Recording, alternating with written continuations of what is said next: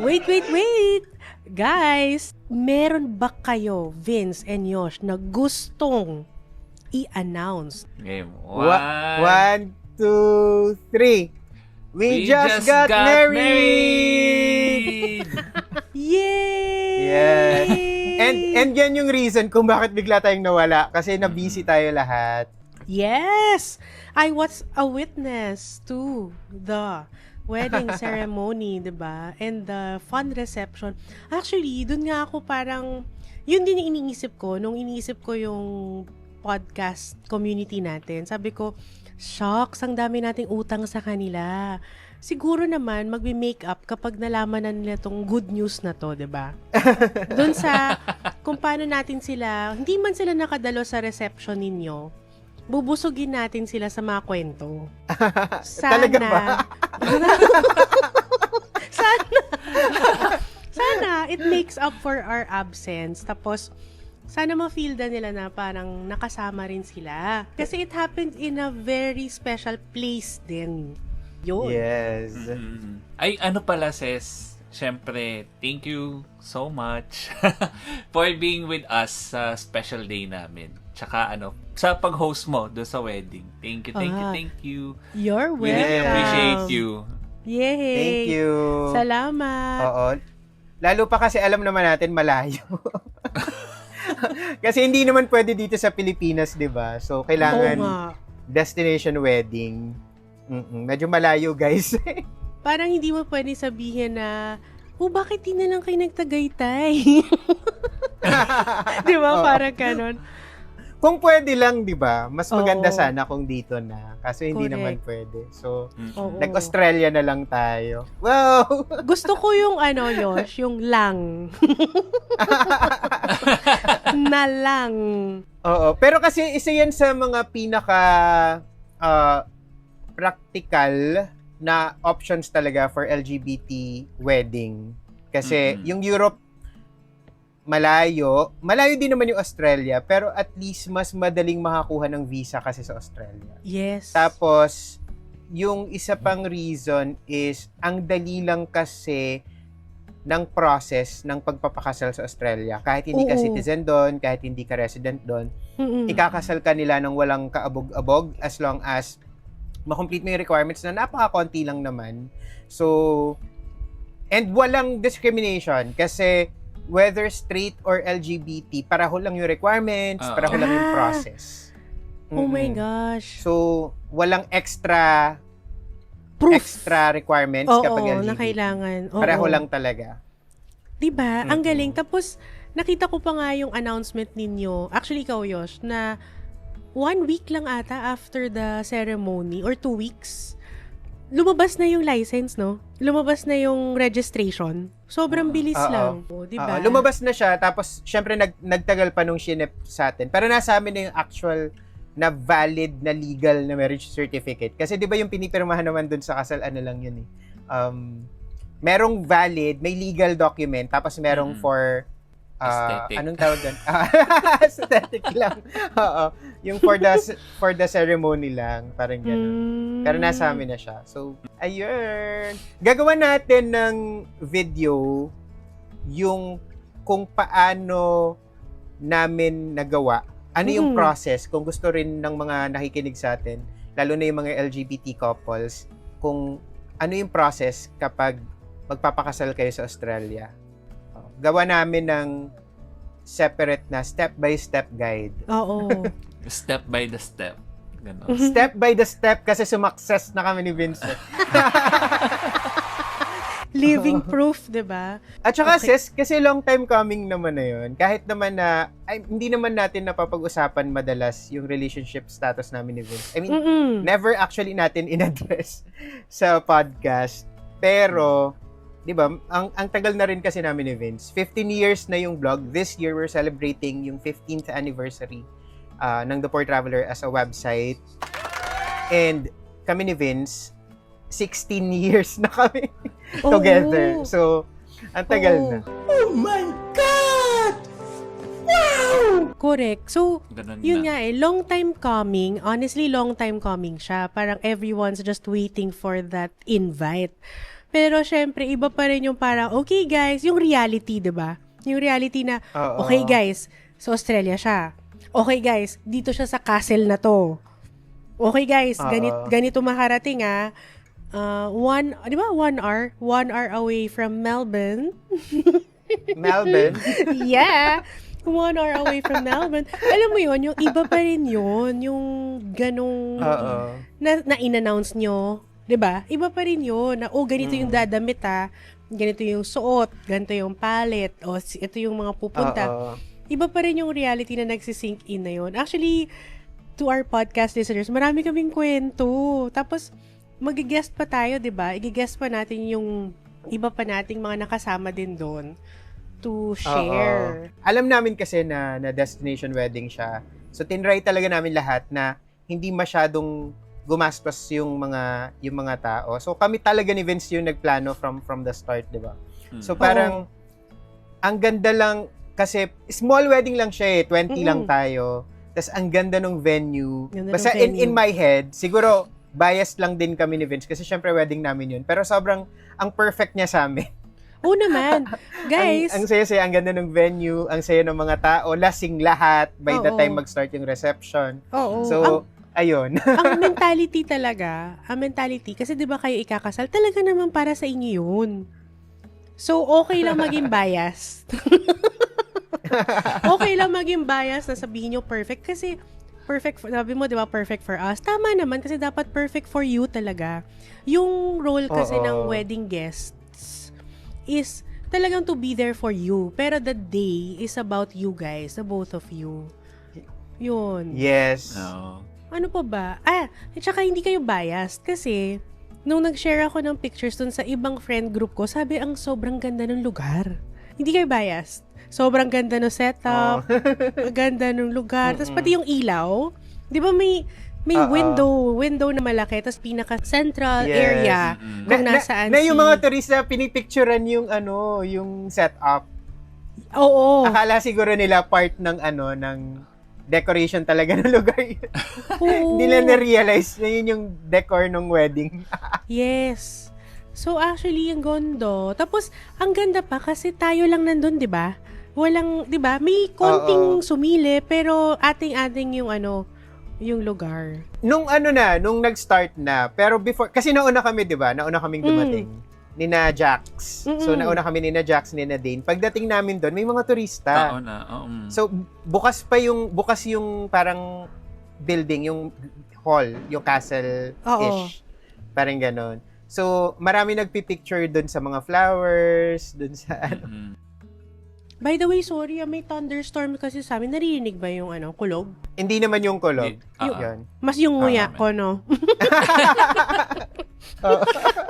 Hindi naman. Ayun. Pero tamang-tama, kasi dahil destination wedding yung huling kitaan natin, yung pag-uusapan din natin today ay related dyan. Pero bago yun, magpakilala muna tayo. Oo nga. Nasa na tayo? Nasa 10 minutes na tayo. Minutes. Yes. Alright. Umpisa na natin. Hey Dirty Peter, I'm Vince.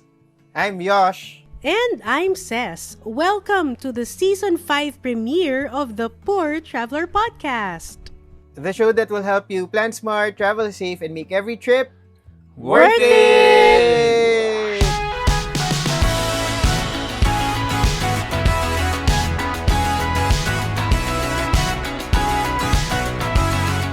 This season, we will try to do things a bit differently. Really? May mga nahanap tayo na real-life travel problems. Wow, nagiging seryoso. And we'll just share our 2 cents. And kung meron tayong mga tips na pwedeng i-share kasi malay mo, di ba, nakaka-relate pala yung mga listeners natin doon sa travel problem. Wow! Yes. So, basically, problemahin natin yung mga problema ng ibang tao. As though wala na tayong ibang problema na sarili. As a mahadera, ganon. Oo. Oo. Tama ka dyan, Yosh. bilang mahilig tayong manood ng mga videos ni Charlotte Dobre, yung, ano siya, Ses, pinapanood namin sa YouTube, na Canadian siya, di ba, Yosh? Canadian. Ayan. So, doon, na-inspire tayong gumawa ng mga episodes na similar, pero travel-oriented. Itong problemang to, nakita natin sa Am I the A-hole thread sa Reddit. So, Yes. ito na ang one juicy story. Teka, zoom in ko muna asa malabo ang mata. So, ayan. Okay. WIBTA, would I be the a-hole if I insist on a destination wedding? Kaya pala ito pinili nyo. Yes. Tapos, Isla Rivero XO. For context, my boyfriend and I are not yet engaged but have talked pretty in-depth about weddings and what we want. I have always dreamed of a destination wedding on the beach. Like, there is nothing else in the world that I want. Wow, strong. At least for my wedding. I've thought about all the options and I almost cry thinking about not having my destination wedding. Kasal na siya, no? Oo, parang may emotions na Kating-kati na siyang ikasal. Yes. And sabi niya, he would also enjoy a destination wedding, but his biggest drawback is his parents. Okay, parents ng guy. So Ayla says, my parents are good with it and would love it. So okay sa side ng girl. Now, his parents. A few years ago, his mom called someone an a-hole for having a destination wedding. So in their mind, I would be the a-hole. 'Di ba? So parang pinapattern niya lang. Ganun pala yung iniisip ni Ayla. Sabi niya, it's not about money. They just don't want to. Ayaw lang. Because the parents, sabi ni Ayla, have never traveled outside of the country and have no desire to. If it were about money, we would save up enough to pay for them in a heartbeat. Kasi, if it would mean I have my dream wedding, I would do anything for them to be there. I honestly would rather get eloped in a tropical destination and do a reception later than do a wedding that I really don't want so that no one feels left out. So, okay na rin pala sa kanya kahit elopement. Parang toned down version ng destination wedding. So, sabi niya, I know the wedding isn't what matters, but it's the marriage. But the little girl inside of me is heartbroken from not being able to have the wedding of my dreams. Yun. So, would she be The a-hole. Kung mag-i-insist siya na destination wedding? Actually, tinone down niya pa nga. Nagbigay na siya ng second option, which is elopement. As long as mangyari siya outside, di ba? As long as sa beach. As long as nasa beach. Yes. Oo, beach wedding. Yung gusto niya. So, ano bang masasabi natin dito?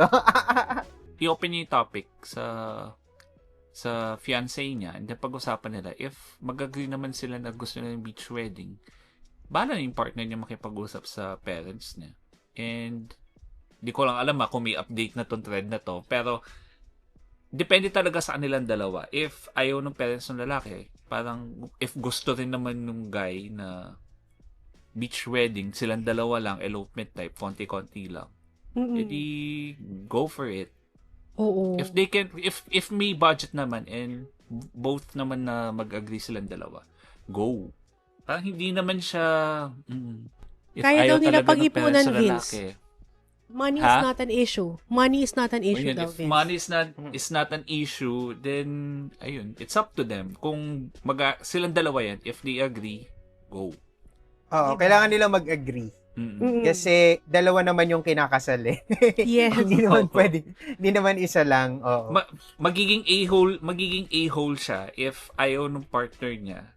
Tapos talagang in-insist niya, nagpilit siya, as in pinush talaga niya idea. I think syempre magjowa naman kayo eh. May sanay na kayong makipag-compromise or Yes. mag-meet halfway sa mga bagay-bagay.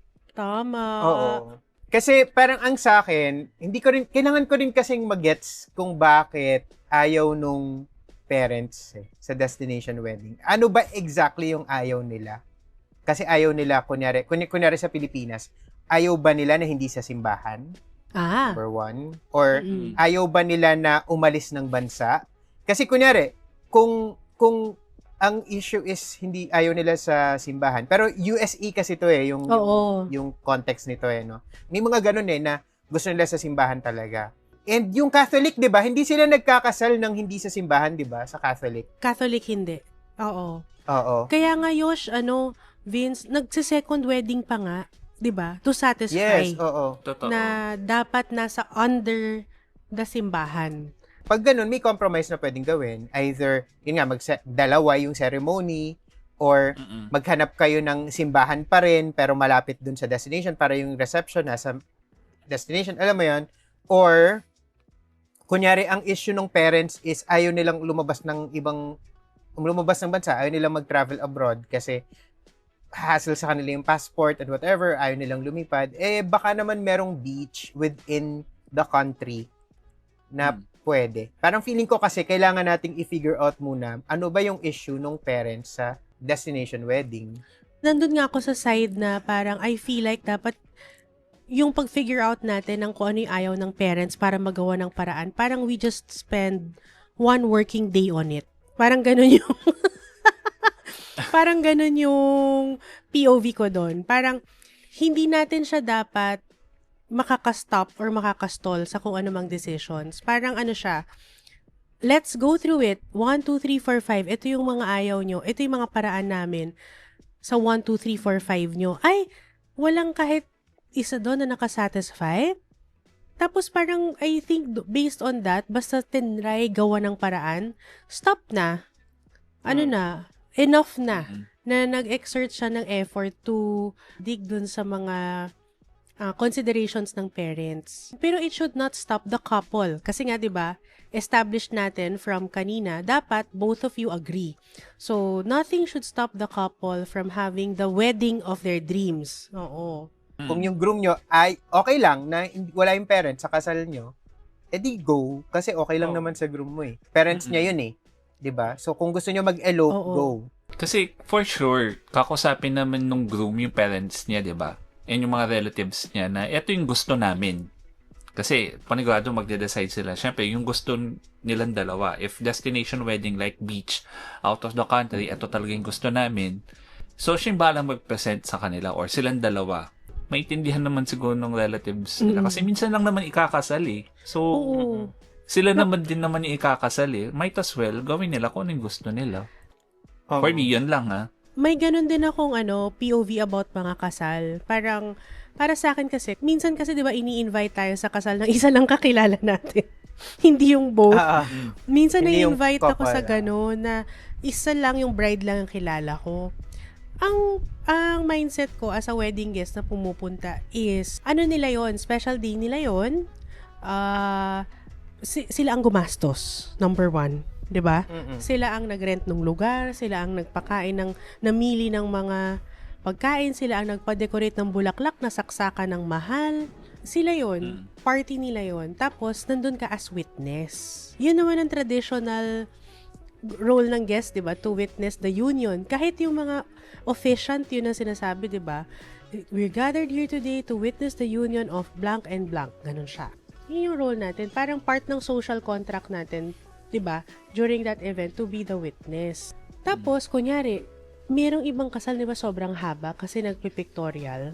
Nagiging 6 hours waiting time, 'di ba? So, ang nangyayari, from lunchtime ceremony, magmemeryenda kayo, tapos may konting entertainment, tapos magdi-dinner kayo. Sa dinner mo pa lang ulit makikita yung bride and groom kasi nag-videography sila, tsaka nag-photography sila with the wedding party. Tama, 'di ba? Yung wedding party, yung mas maliit na group, 'di ba? Yung mga bridesmaid, groomsmen, gano'n. So, meron ako mga na-attenda na weddings na gano'n. It was very uncomfortable, to be honest. Kasi, ang tagal ng waiting time. Pero kung isipin mo, may food naman, may entertainment naman, naka-aircon naman. Tsaka yun, part yun, 'di ba? May invitation, sinabi yung schedule. nag-RSVP ka pumunta ka diba? So parang maraming sacrifices or kailangan tanggapin ng isang guest sa wedding ng dalawang tao. Kung ano yung gusto ng couple. Gusto ng couple, sumayaw ka. Habang papasok ka ng entrance, sasayaw ka. Diba?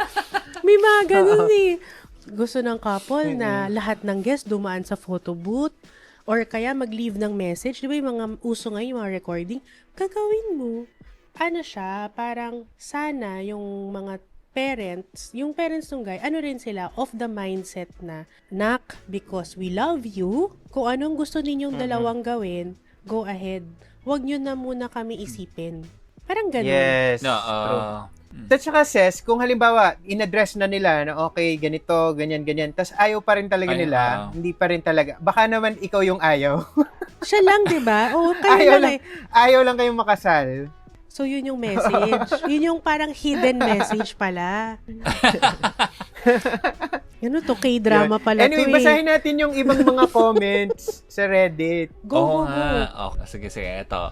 Sabi ng isang Redditor, does your boyfriend's dream wedding include his parents being able to attend? If it were a very small wedding and everyone attending is legitimately interested in the trip, I would say go for it. But if you are coercing people into unwanted trip or excluding loved ones by prioritizing location, you would be the a-hole. If you are coercing, diba? If you're coercing. Kasi wala namang pilitan. Wala siya dapat pilitan. Ako ngayon din nga yung one of the reasons bakit ako gusto ko ng destination wedding bukod sa wala naman kaming choice. Chat ni Vince. Wala Kunyari may choice kami, maganda pa rin for me yung destination wedding because nafi-filter mo yung mga gusto lang talaga to be there. Alam mo yan, yung who would really make an effort to be there. Doon sa wedding mo, it will only be attended by the people na to them, nagmamatter kayong dalawa talaga. Oo. Kasi di ba kung hindi naman masyadong ka-close yung tao, hindi ka naman lilipad pa Australia para umattend ng kasal. Oo. Di ba? So, yun yung sa akin. And bukod sa ayoko rin ng big wedding talaga. Ayoko nung parang may 100 people, ganun. Hindi ko siya carry. Actually, Yosh, yun yung gusto ko ring sabihin, yung about yung 100 people. Di ba kasi sa culture natin dito sa Pinas, parang, ayan, may wedding ang anak ko. Si kumpare kong ganito, i-invite ko, tapos lumalaki ng lumalaking wedding list, di ba? Tapos, yung wedding list becomes a collection of people na, di ba, parang Venn diagram. So, meron yung close talaga ng couple. Pero lumalaki siya na nagkakaroon din ng group of people na walang idea yung couple. Sino nga ba to si Tito or si Tito, ganyan. Di ba? Ang dami ko rin nababasa online na ganyan, na ang issue naman nila, lumobo yung gastusin nila.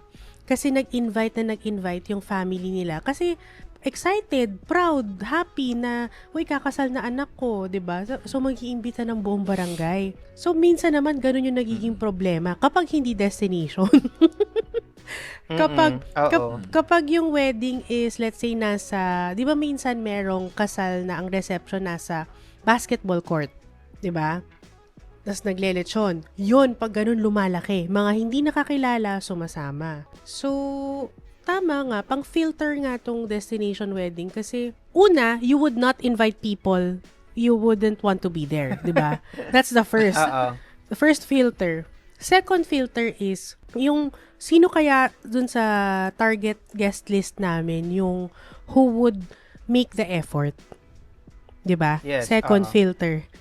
That's not to say na kapag hindi sila umattend, hindi ka friend enough para sa kanila. Kasi meron naman talaga mga valid reasons. Kunyari, wala talaga silang pera and hindi nila kayang mag-book ng flight, di ba? Perfect example, yung isa sa mga friends ko, in-invite ko sila. Pero for personal reasons, like, yung dad niya may sakit. Nasa sobrang lala. So, parang hospice care ba yung tawag? Oo. Or sila yung nag-aalaga. So, binabantayan na lang nila. Siyempre, ayaw naman nilang iwan, baka bag na doon sila, bigla may mangyari.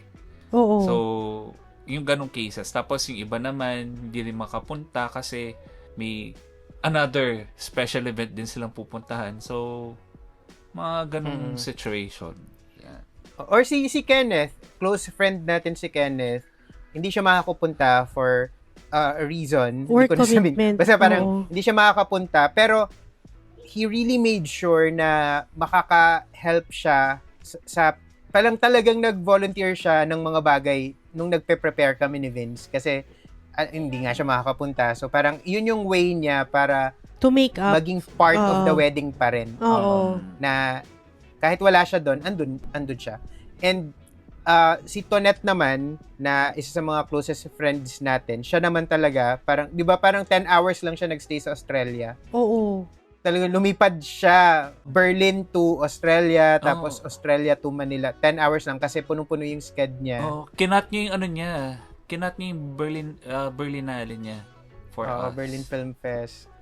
'Di ba? So may ganun, and parang yun yung sa akin. I don't know if it makes me an a-hole. Pero yan yung one of the reasons bakit gusto ko yung destination wedding, because it keeps it small. Oo. And you're only with the people who think na you matter to them. Alam mo, Oo. yun. To those who will be invited to destination weddings, hindi siya testa. Hindi siya sinasadyang testa. Oo. Na parang, test of friendship to. Hindi siya ganun. Ay, naku, hindi. Oo. Kasi kunyari ako, I've been invited to 3. So, third yung sa inyo, 1 was Tagaytay, malapit lang. Pero guys, sa traffic, para ako nag-ibang bansa.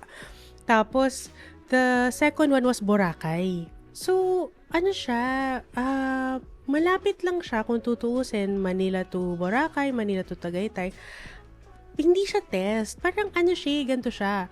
The couple really wants to give a good experience. Kasi kunyari, sa Boracay, my God, guys, nagpa-fireworks sa Boracay. Ang saya. Tapos sunset, 'di ba? Sunset wedding naka-time. Ang ganda. It's a beautiful experience. Tapos sa Tagaytay naman, sunset wedding din. Naalala ko, gusto talaga ng friend ko, garden, tapos yung backdrop view, yung parang slope. Na hindi siya hindi siya taal parang slope lang siya na parang garden view tapos sunset. Tapos nahirapan pa siya kasi nga nung year na yon na ginawa yon, doon namin nalaman na bawal pala ang officiant from the Catholic Church na sa labas. Garden wedding, bawal pala. So, nahirapan pa siya doon, nakiusap pa siya sa municipal hall para munisipyong nagkasal sa kanila. So, ano yun, when they think about their ewan ko guys sa inyo when they think about their wedding location, iniisip din nila na parang ano yung makikita ng guest, parang ano yung fireworks after, ano yung music, 'di ba? Para maganda, parang it's like a show, 'di ba? It's like a prod. It's like a prod. Tapos ano yung food dapat masarap. So, parang para sa akin, ang couple naman nag-iisip naman niya ng mga paraan paano magiging maganda rin yung experience. And if I may tell you, ako personally, I like dressing up. Yung magme-makeup ka, di ba yung ganon? Yung magme-makeup ka, minsan lang ako maging mukhang tao. So, might as well grab the opportunity. May second naman. So, sabi naman niya, I'm just going to tell you, most people hate going to other people's destination weddings. It's like a hugely expensive vacation dedicated to validating two people's narcissism. Like, yeah, if it's small and everyone in attendance is enthusiastic, go ahead. But that's really been the case in my experience. Grabe naman. Ba't may ganon? Totoo ba Ba't to? may narcissism? Kaya nga. Kinasal lang, narcissist na. Oo. Pero Oo nga, ako, parang naano ko. parang gabi naman yun. So, it's Redditor, pero parang medyo disagree ako dito. Kasi, if for example, ako, ilang weddings yung in-attendant ko sa mga friends ko, and yung mga location palagi is nasa malayo. Hindi siya parang, hindi naman Hindi siya siya burden. hassle, hindi siya burden. Parang may excitement nga na pupuntahan mo. Naghanap ka ng ma-overnight booking mo doon, or Yes. pinaplano mo na yung trip mo, anong gagawin, anong oras ka aalis, anong susuotin, ganyan. Pero hindi siya burden na like yung sinasabi niya, may excitement nga Experience siya Oo. Ako mas gusto ko rin, kung a-attend ako ng wedding, mas gusto kong destination wedding. Yung wedding na attendan ko kaysa yung dito lang. Parang mas sulit siya for me. May sulit factor siya. Tapos meron din siyang mas malalim yung memory, 'di ba? Kasi Oo. mas malaki yung effort, 'di ba? Larger effort. Mas na-challenge ka, mas konting nahirapan ka. Kasi traffic, planning, saan ka magbibihis? Kami sa kotse kami nagbibihis dati. At saka, kung friend mo, kasi talaga yun, di ba, you wouldn't mind to dress up, spend a little. I don't think, unless merong sense of entitlement talaga, na parang, kunyari, hindi mo afford, pero parang, no, you have to be at my wedding, you have to book your flights. Di ba? You have to book your... Meron kasing ganon, di ba? Pero, kung wala namang gano'ng expectation, wala namang pamimilit, I think it's a sweeping generalization, ganon. Na most people hate going to other people's destination weddings. Weird. Oo. Baka hindi Pilipino kasi sila. Tayo Pinoy. Oo. May mga tao nga na parang may valid reason sila kung bakit destination wedding. Like, kunyari, napakaraming mga nakatira sa Manila, hindi naman talaga taga Manila originally. Oo. And may mas gusto nila na bumalik sa hometown nila, 'di ba? Or somewhere else. Or kunyari, LGBT nga tayo, Vince, 'di ba? I mean, it's going to be a destination wedding. Wala tayong same-sex marriage or law. So, wala kaming choice. So, we have to go to Australia kung saan legal yung same-sex marriage and parang hindi kailangan na, 'di ba, Yosh, may mga ibang countries na kahit na legal yung okay sa kanila yung same-sex marriage, pero dapat yung kung ano yung nationality mo talaga, kung saan ka country, dapat legal din para i-accept nila yung kumbaga, ikasal ka rin doon. Pero sa Australia kasi, hindi ganun yung situation. Kung gusto mo kahit nasa Pilipinas ka, walang same-sex union or marriage, basta sa kanila, doon ka pakasal, sige, ikakasal namin kayo, walang problema. Yung perfect example niyan is Taiwan. Kasi yung Taiwan, di ba, legal naman sa kanila, meron silang marriage equality. Yeah. Pero, basically, hindi sila magkakasal ng citizen ng bansa na walang marriage equality. So, yun din yung mga pinaglalaban ng mga Taiwanese-Filipino couples na hindi pa rin sila makasal. Kahit Taiwanese yung isa, hindi sila ikakasal legally sa Taiwan just because Pinoy yung isa and sa Pilipinas ay hindi recognized. Yes. Kaya, kasi minsan may nagtatanong din sa amin ba't hindi nila sa Taiwan mas malapit? Hindi pwede. Kasi pareho kaming Pinoy ni Vince. And ang pinaka, relatively accessible in terms of everything, visa, flights, ganun, is Australia talaga for us. Yun. Wow. Ang daming ang daming considerations. Pero, yes. Wait, may iba pang comment. Sabi ni, I need your autograph. You're the a-hole. People shouldn't have to spend money beyond a gift to celebrate your wedding with you. Pretty arrogant to expect people to cough up thousands of dollars just to be at a wedding. Also, take the money you'd spend on a destination wedding and go have the most incredible honeymoon with it instead.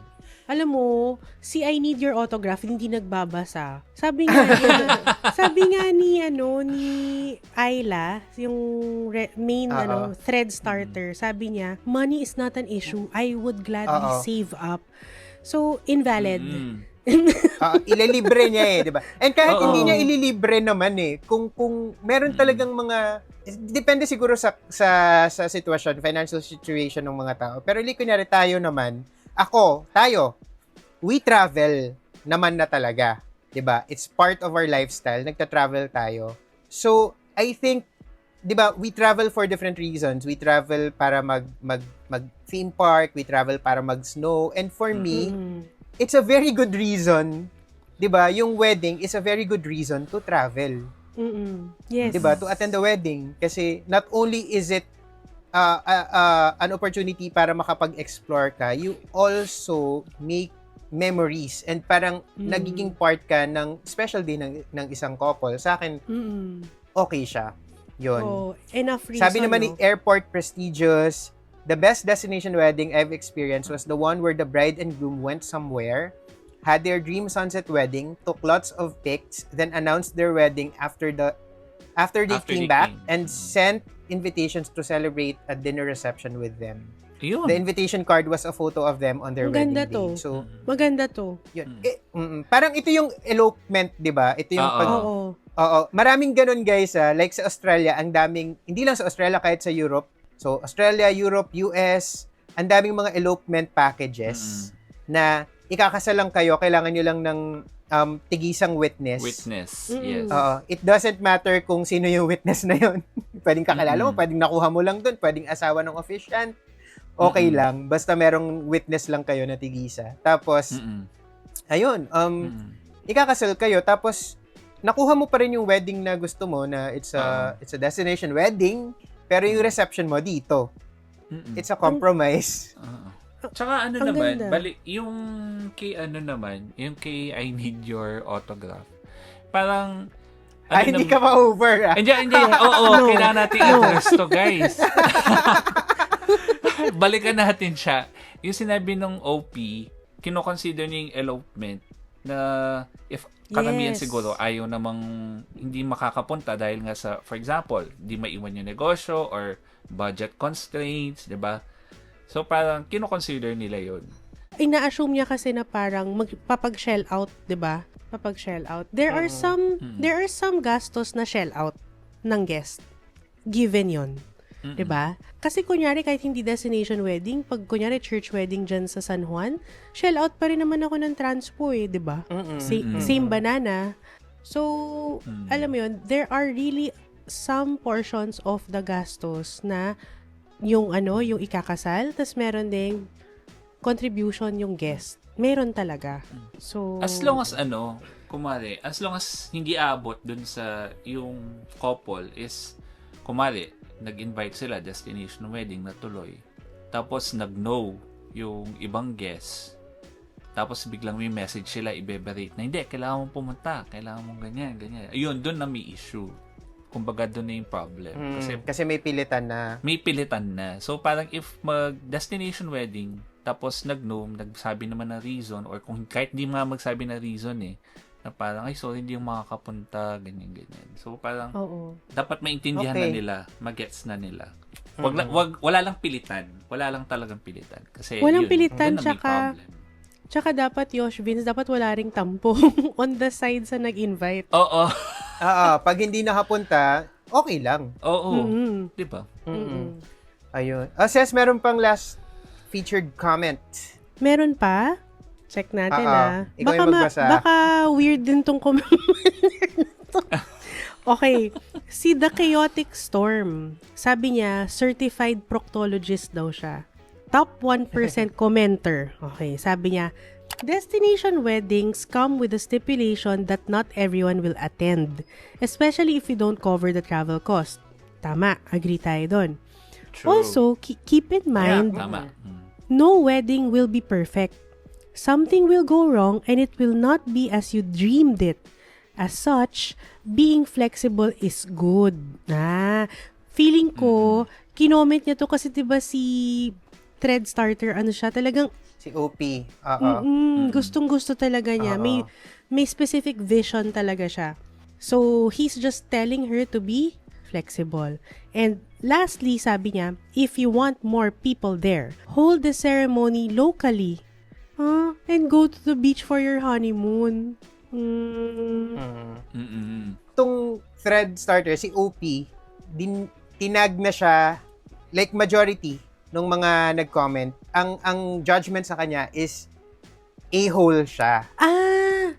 Kaya naka-red yung a-hole. Naka-red na a-hole siya. Pero ako, I disagree.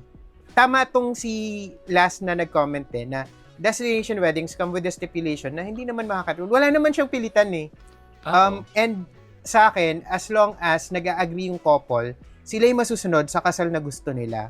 Kung makakapunta or hindi yung certain people, as long as yun yung wedding na gusto nila, yun yung wedding na gusto nila. Diba? Ngayon, if i-insist ni OP na regardless, kunyari, sabihin ng groom na, hindi, ang dream ko, nandun yung parents ko.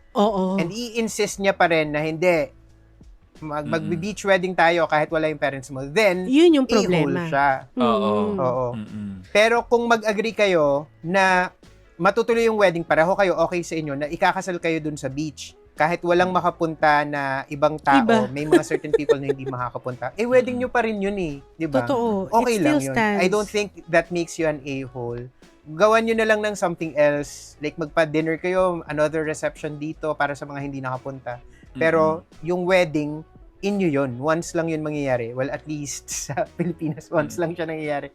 Pero, di ba? Oo. Yun yung sa akin. Kahit na may divorce sa ibang bansa, pero syempre pag kinasal ka, ang parati mong thinking. Hindi mo naman iniisip yun. Oo, yung parati mong thinking yun na yun. Once in a lifetime. Parang isang Oo. beses ka lang talaga ikakasal eh. So, gawin mo na.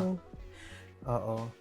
Parang yung nakuha ko dito sa discussion natin, parang meron lang siyang 3 conditions na kailangang i-meet.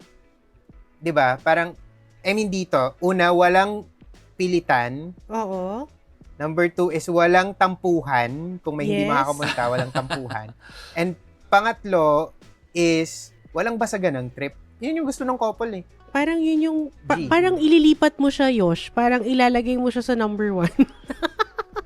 Si walang basagan ng trip.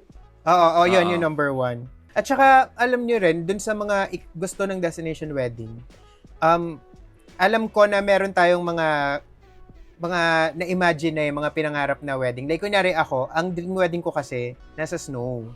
Yes. Gusto ko ng winter wedding. So, yung original na plan talaga namin ni Vince is sa Europe. Oo. Kaya lang, parang hindi talaga siya practical eh. For us, para sa mga tao na gusto namin na kasama namin doon. Parang masyado siyang mahal, masyadong risky yung visa. 'Di ba? Mas mahirap kunin ang Schengen visa kaysa sa Australian visa. Mm-mm. Mas mahal din yung ticket. So, kinailangan din naming i-consider yon. So, kahit ako gusto ko ng winter wedding, parang minsan meron kang mga kailangang i-let go. Parang, 'di ba? Choose your battles basically. May mga bagay na hindi mo makukuha to lahat. Alam mo 'yon. Yun yung point ng isang nag-comment kanina, 'di ba? So, nung nag-decide kami na Australia, alam ko na 'di ba, kahit maglupasay ako sa Melbourne, hindi magso-snow. So, yan. Lalo na kasi February, 'di ba? Summer 'yun eh, peak summer 'yun eh. And buti na lang talaga yung universe, pinagbigyan tayo na nung days before and after the wedding and during the wedding, ang lamig. Hindi siya Which mainit. is freakishly malamig for even Yes. kahit yung mga nami-meet natin Australians, 'di ba, yung mga local sa Melbourne, sinasabi nila na parang actually This is this is not weird usual. even for Oo. us. Oo. It's supposed to be hot right now. Mm-mm. And actually we planned na yung wedding namin ni Vince is para sa Summer. mainit. Kasi nga summer, 'di ba? Mm-mm. Oo. Kaya nga medyo parang smart casual lang siya, hindi siya formal. Kasi ayaw Mm-mm. naman natin, oo, naka-Amerikana nga tayo, pero tagaktak tayo sa pawis, di ba? Kawawa naman yung mga guests, di ba? Oo. Parang, Mm-mm. hindi talaga siya, yun. Yun. Ayan, na-arouse natin yung season 5 premiere. If meron kayong comments or topic suggestions for our future episodes or meron kayong mga letters din na gustong idulog, share nyo naman sa amin sa Q&A section ng Spotify or i-post nyo sa TPT Support Group on Facebook. That's facebook.com/groups/thepoortraveler, single L. Or kung gusto nyo private, i-DM nyo kami sa IG at The Poor Traveler. Pag meron kayong gusto i-backstab, Kung meron kang ire-report Yun. na a-hole, i-share na a-hole, DM. DM is the key.